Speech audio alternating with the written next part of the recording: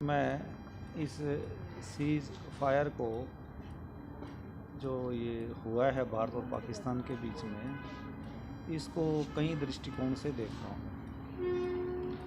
पहला दृष्टिकोण तो ये है कि 22 अप्रैल का जो बुज़दिली वाला कायराना तरीके से किया गया जो हमला था निहत्थों पर, जिसमें कि मेरा बेटा लेफ्टिनेंट विनय नरवाल भी विक्टिम हुआ और आज हमारे बीच में नहीं है। उस जो दुर्घटना थी उसका बदला भारत सरकार ने बहुत अच्छे से लिया है और उसको पनाह देने वाले,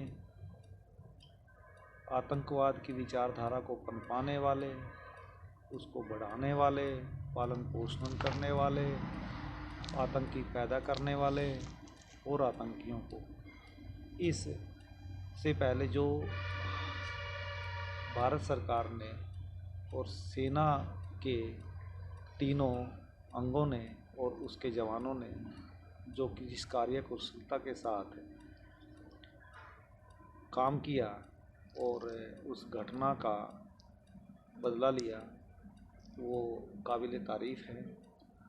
और जब बात आती है सीज़ फायर की, तो ये एक राष्ट्र की अपनी कूटनीति होती है, अपनी नीतियाँ होती हैं। अन्य देशों को भी देश भी इससे अछूते नहीं रहते।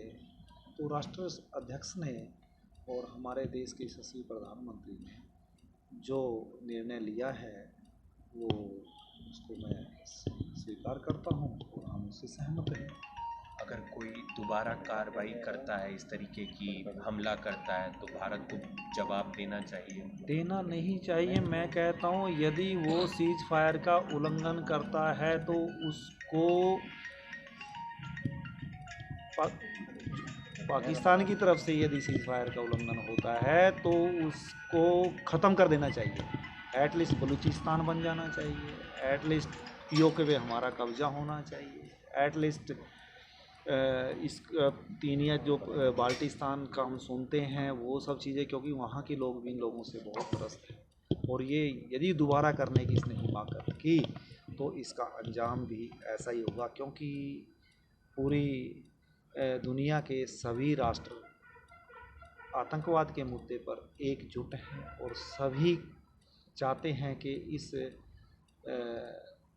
आतंकवाद रूपी राक्षस को का संपूर्णतः इसको नष्ट किया जाए, दुनिया से ख़त्म किया जाए, क्योंकि तभी सौहार्द के साथ हम सब रह सकते हैं।